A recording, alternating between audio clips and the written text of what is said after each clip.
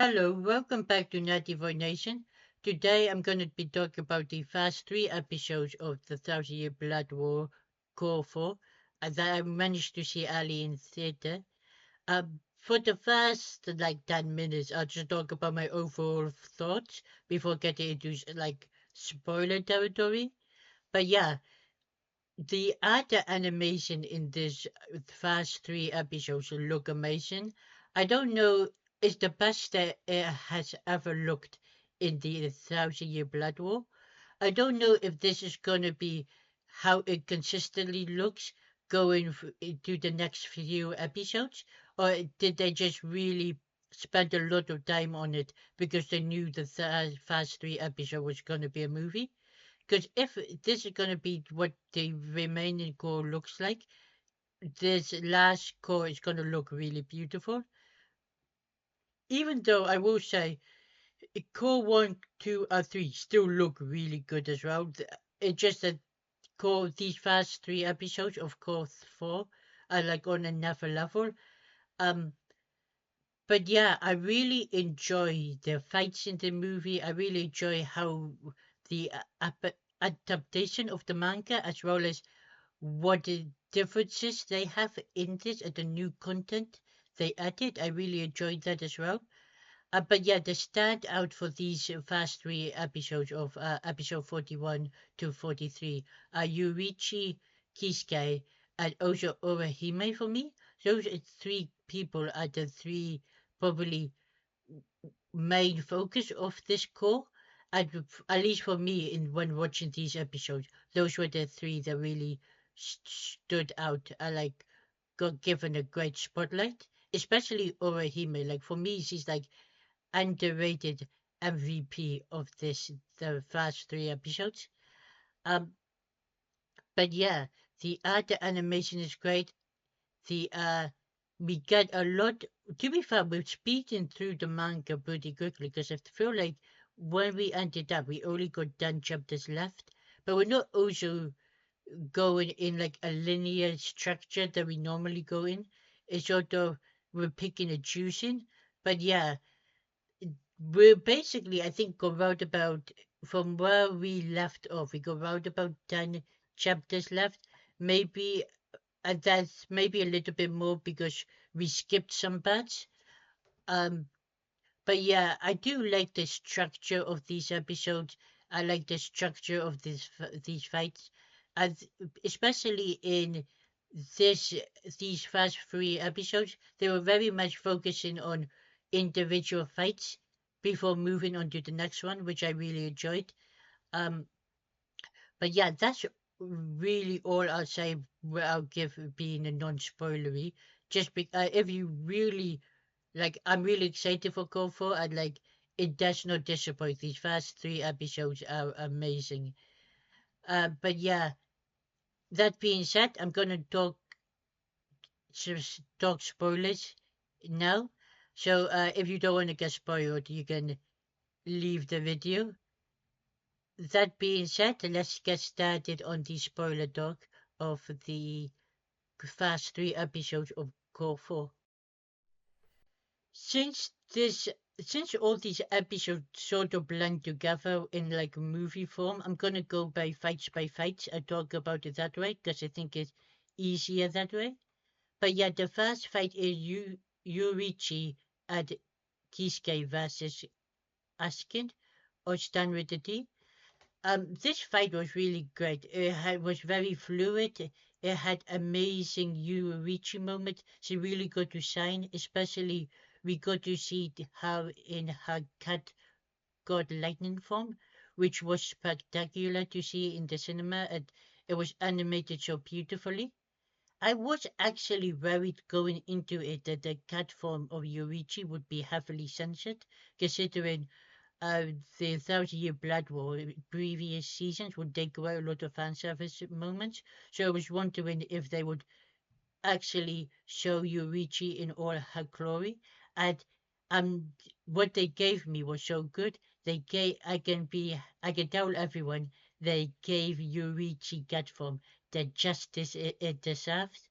And Yurichi fighting Askin in this form is so great. It's so fluid. You get really great impact shots and really brutal like slashes across the arm. It's really a great moment for Yurichi. Is she really stands out. I think in the first episode, it's either the first or second episode this fight takes place, but uh, this is the fight that like concludes the first. But yeah, Kisuke also sort of like you see a new side of that relationship with Kisuke, with her being more playful to him. Um, even like when Kisuke having like the toys to like sort of control her in this form was really fun to see.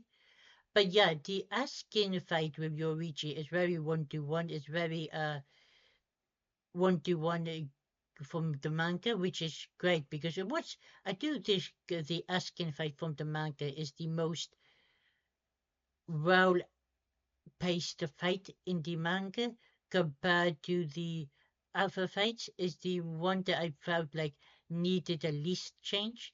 So I'm glad they sort of stuck mainly to the what it was like in the source material. But yeah, after like the 5 minutes is up, Yurichi sort of like goes down and rests by Kisuke's side, and then Askin has revealed that he had to go to his Rosendich form to basically not get hurt by Yurichi to reduce all the damage. Which then we got Kisuke coming into the fight. This is where the fight really gets really fun. It really stands out. When Kisuke and Askin start fighting, that when this fight becomes really good. At the moment where Askin blinds Kisuke is done really well in the manga, but in the anime, it just done so much better because it's so much more brutal. Because you get the sound effect, you get the animation. It's just a really brutal scene when he loses his eyes. That was really cool. I mean, this fight I think is the best fight in these first 3 episodes. Um, Also, when the Kisuke finally uses a Bankai, this is where I think the animation art is the best, showcasing Kisuke's Bankai. With this one, you get like um basically his Bankai comes out of the curtain, and you get to see like the puppet look of his Bankai. His Bankai is so cool. I mean, it's not. I don't. It might be in my top 10 best Bankais. I definitely know in the Thousand Year Blood War, Sushui's Bankai is my favorite. I also really love Yamato's Bankai, but Kisuke is definitely up there. I do like how he like basically recreates, he stitches himself together, and it is a rage Bankai where like if you're in the range of him, he can sort of just destroy your body. I really love also how he uses the stitches to basically allow him to move at high speed, which it does happen in the manga, but I think it's very clearer to understand in the anime because with animation it's just more easier to do that to basically tell the reader or the viewer that oh he's using these stitch marks to move at really high speeds. And I also think just in this fight alone it just makes a better sort of path of like creating a trap for Askin by like creating stitches all over the place while he's fighting Askin, and then he basically it just makes it more obvious that oh he's leading Askin into a trap, like showing a path for Grimjow. Um, there is a few new things in this fight, but overall it's pretty much identical to the fight in the manga. There are just a few more like movements and techniques that happen in the anime than did in the manga. Like I don't remember uh Kisuke like fixing his leg, but he does do that in this anime. But yeah, this fight is probably the best looking fight in these first three episodes. Is the um honestly, it shows, it's one of the fights that shows a really good showcase for both Kisuke and Yurichi. They get really great moments.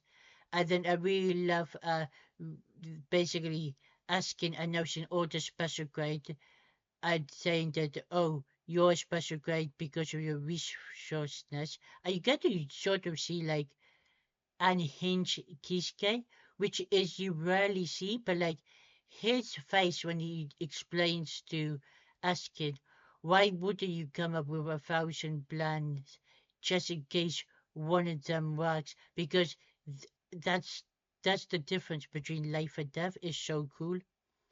And yeah, and then the Grimchow going in killing Askin, and then basically after Askin dies, he has this ability that sort of destroys the gift ball and sort of would kill everyone inside it. And as but as basically Keyscale sort of collapses, he sort of like in the manga, sort of leaves it in faith of everyone else. Like he leaves it in Ichigo's Rukia hand. And then in the, I think just anime only, he also says everyone else. But it basically the same thing that like Shisui did when he fought against um Stan with the axe. It's like I leave the rest to everyone else. It's like now Kisuke gonna move. You get now in the background now knowing that she's gonna have to save them. It's gonna take her 2 trips. Um, but it's also really cool that you get to, there's a little crack that Kisuke made because he knew that something like this could happen. So he's like, now if this happens, here's a little hole that you can go through the gift ball. Go through here and bring us out. That's really dope. But yeah, this is the best fight in these first 3 episodes. The next fight to talk about is basically the Wizard versus Gerald. I will be honest, this is probably the only part that was like pretty disappointing in the show. It's not like the anime fight. It's my expectation. I just wanted more from this fight.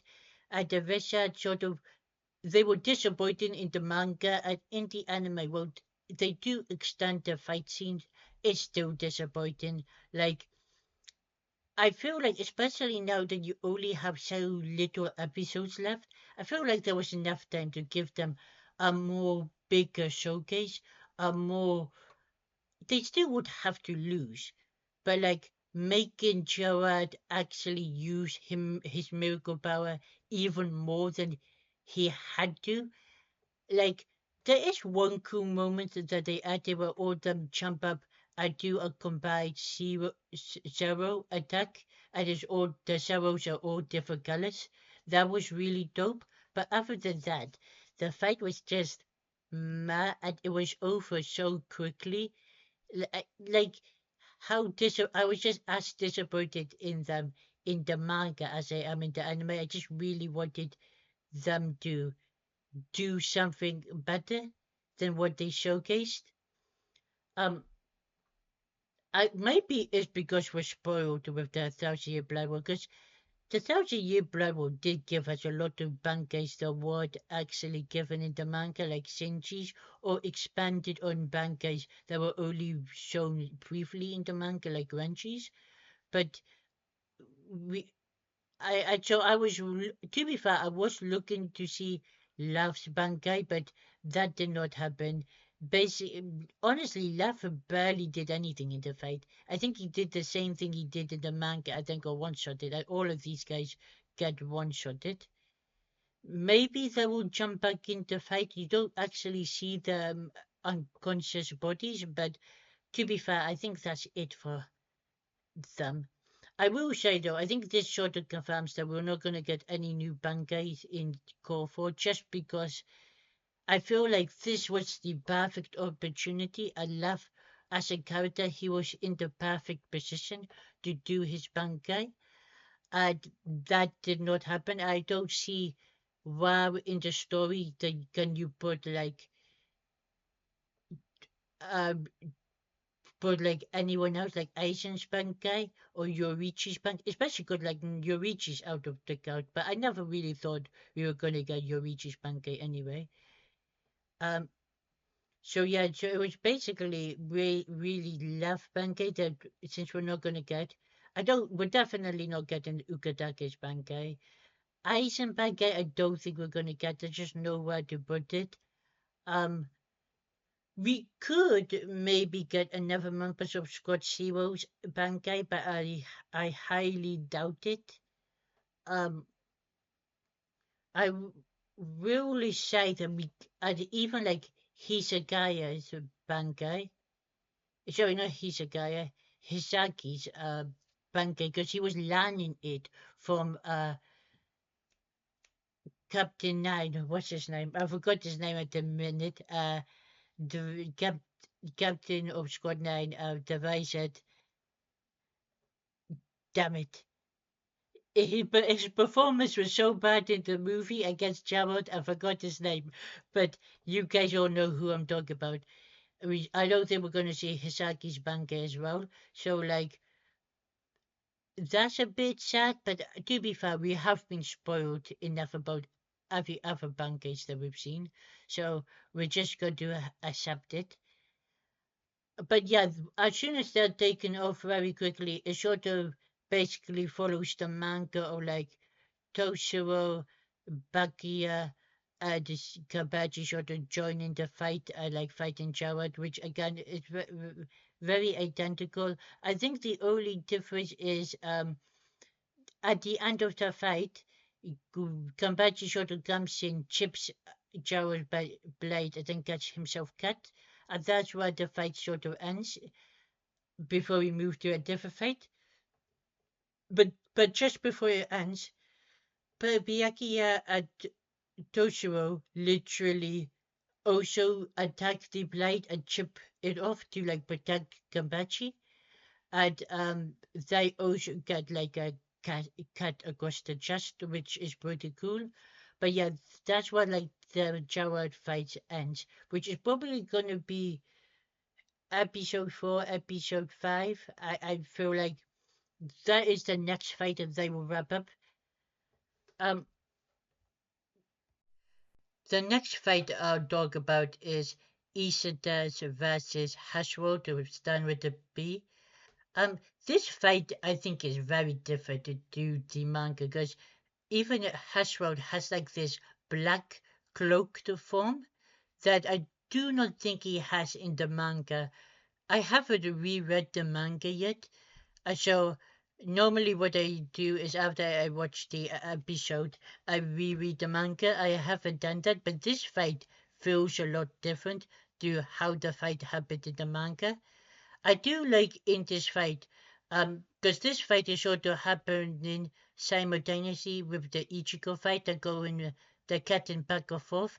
I like Ishida says a line that is very Ichigo-ish, like who cares? And honestly, Ichigo is sort of saying the same lines to Yuhaba, Yuhabaha. But yeah, we get to see more of Ishida using the antithesis. That's just a hard word to say. Antithesis. Basically, we get to see Ishida using more of his new power in his roasted form. Um, and we get to see how well Hashroth is doing at dodging the all his arrows are blade. But like, I do love this fight. Also, this fight, I think it makes very clear the motivation of what is going on behind behind Yuhabaha. Like Hasbro explains that like these rifts that are opening in all three worlds are gonna be how the world collapses and reforms a new world. And that's very heavily confirmed. I think it was always implied in the manga, but this is it's just much more clearer in the anime, especially in this fight. This fight does look very beautiful. I do wonder what more changes in this fight will happen. Like, I'm wondering if there's going to be any more characters appearing in this fight, or is it just going to be Isida versus Hasron? I could see his father appearing, which would be cool for his father to do stuff. I could also see Renchi appearing here as well, just because they did that last season. Is Isida and Renchi fought, and then Isida doesn't kill Renchi, so like basically confirms to Renchi, oh, we're cool. So I'm wondering if that sort of makes Renji and Ishida might have to team up. It could also be that Ishida, like in the manga, takes him down solo, but this fight right now is very different to how it played out in the manga. There's a lot more. It's already expanded because I think in the manga the fight is really short, but this is getting it hasn't even finished, but it's already getting new stuff. Like pretty sure that the cloak Hasbro in this black cloak is fake. It's not in the manga at all. I think that's a new thing, which if it is cool. We also get to see Hasbro using the Almighty a lot more than what we saw in the manga. We get to see uh, Ishida in his rosette stitch a lot more. Um, that's a really cool moment where like he sort of placed these arrows on the wall and sort of runs away and the Hasbro chases after them and they all come out and start attacking Hasbro and Hasbro is just easily dodging them. It's really fluid, it's really cool. But yeah, this fight is I think a lot different from the manga, and I think will be a much more exciting fight in the anime than it was in the manga. So I'm really looking forward to seeing this play out. Before we go into the final fight, I want to talk about Orihime because I think she's my favorite bad in these first three episodes. Orihime is my favorite bad because she's like fighting Yuhabaha with Ichigo by her side as she's sort of just holding her own, even though she's so much weaker, she's still starting up the Yuhabaha, which is a really dope moment. She also got one of my favorite scenes in the show, probably my favorite scene in the first three episodes, and that's an anime original scene where she talking to Dasuki Arasawa and is she talking about Ichigo and comparing Ichigo to a flower, which is really dope. And she says like this flower is like fire, and that's like the Ichigo spirit, which just develops the relationship even more. I also just love seeing more of Tatsuki and Aosawa, just because I don't think we get to see enough of her in Bleach, or we get to. But I'm glad we get to see more of her and just her relationship with Orihime in this episode. Um, but yeah, there's a really dope moment. There's so many dope moments in the fight with Yuhabaha, where Orihime is like actively helping out blocking attacks while Ichigo's running, which is really cool. She does this in the manga as well, but it's way more prevalent in the anime. I also really enjoy that this moment where Yuabaha pushes Orihime down with his spiritual pressure as he just rejects and like pushes it back up. It's like a really dope moment for Orihime. It's so dope that I feel so sorry for Sato because it feels like Sato is the only one of his friendship group that is getting left behind. Because at the start of the episode, at the start of this movie, he's literally dealt with fighting the statues with Ganju. I just feel so sorry because I remember the time back in OG Bleach where everyone kept saying, Chad is the strongest. Don't worry about Chad. Chad will take out like Chad used to be such a tank, and now he doesn't get that recognition anymore. Hopefully, they give him something cool to do instead of just fighting statues. But There's another great moment in the fight between Ichigo and Yuaba, where like Orihime grabs Ichigo because she thinks Ichigo rests in her head, but then Orihime sort of looks Ichigo in the eyes and realizes Ichigo has a plan, and then just lets go and like protects him and heals him as he's fighting. It's just a cool moment. But yeah, Orihime, just the more development of her relationship with Ichigo, that flashback was really great. Orihime, like, it actually feels like Orihime and Ichigo are fighting together against Yuhabaha, not Ichigo doing all the work, and then now and again Orihime jumps in to help. It feels like they're fighting him together, which is really dope. The final fight is Ichigo versus Yuhabaha. It's a really good fight. You get to see Ichigo and Orihime working together. You get to see like all of the wounds Ichigo got healed. I love how like Yuhabaha is using words saying like you won't be able to kill me, you're subtly holding back. It's like a lot of cool manipulative talk. But yeah, the fight is really great. We get to see. I think he uses more of Ga- Gachi Densho. Um, a lot more than he did in the manga. I could be wrong. Like I said, I haven't reread the manga. But yeah, this is a fun fight. It's really enjoyable. Him working with Orihime, him finding a plan. There's a cool moment where he gets thrown into a pillar and then like he just jumps back out. I think that's like a few seconds before Orihime sort of like grabs him. Um, but yeah, Ichigo basically declares that he will kill Yuhabaha for his mother. But Yuhabaha is saying like, "Oh no, you're not gonna kill me because I'm the next Shogun." The biggest thing that comes out of this for a fight is a new thing, is a revelation, is basically the real reason that Ichibei was training Ichigo to become basically Ichibei was only training Ichigo to become the next Shogun. That is something that is new, but I've always, when I read the manga, always thought that you could never trust Ichibei, especially in the first few seasons of Bleach Thousand Year Blood War. Scott Zero, especially Ichibei, always had this dark undertone to him. We also see a scene where like a lizard sort of goes around Ichibei as as basically Yuhabaha telling Ichigo that like you're they're gonna try and make you into the next Shogun, which I do have my theories on.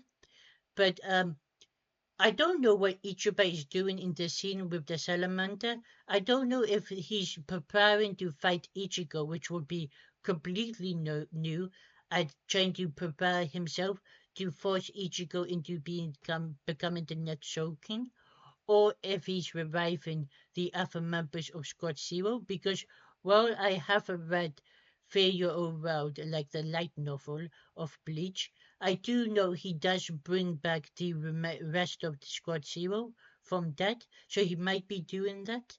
Or he might be, I think it's probably more likely that he's preparing himself to basically try and take Ichigo as the next Shogun, which would be surprising because that did not happen in the manga. It means they were changing the climactic battle very differently. But that being said, we're very close to like Yuhabaha defeat in the manga. Like as I said, we got roundabout 10 chapters, probably a little bit more. Um, and we got still 12. We got 9 episodes still left, so maybe.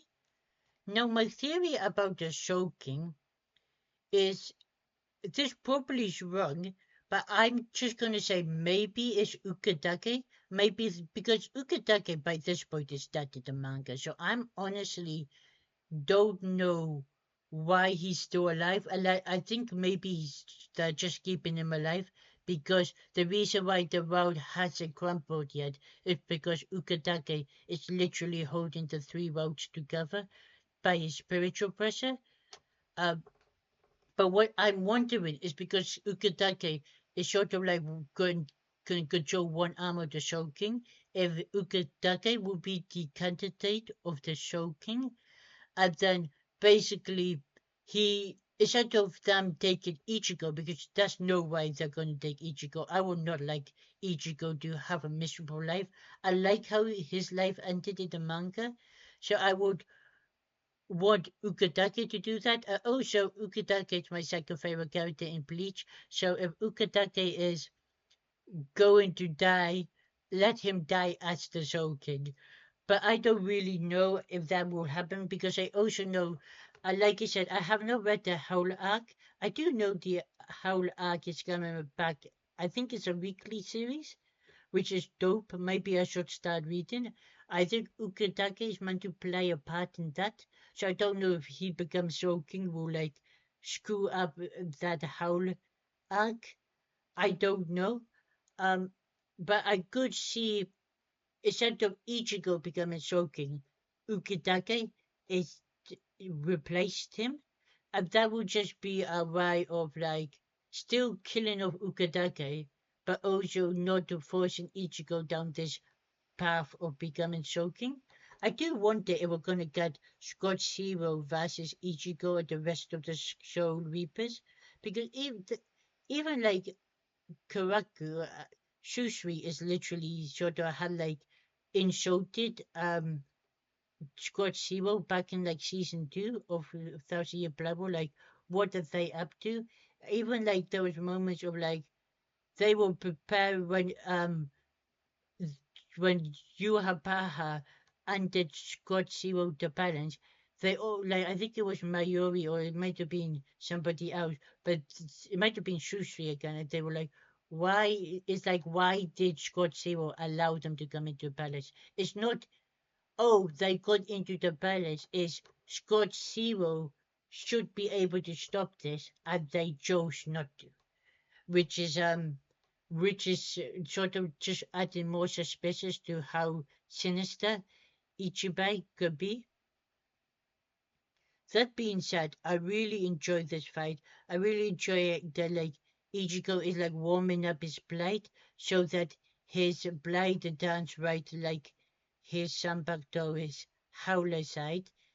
And then Sankatsu basically he goes Bankai and we get to see his new form of Bankai. And that's the latest thing we've seen. That's also the latest point in the chapter, the farthest point. That being said, I'm wondering when we're going to see our extended scene of him fighting in his Bankai.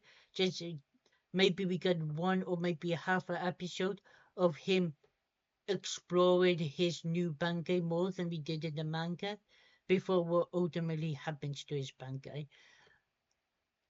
I'm also wondering, I'm assuming that the next two episodes will probably be about Gerald and his fight against like Kampachi, Hisagaya, and stuff like that. Also, I forgot to mention in the Hisagaya fight.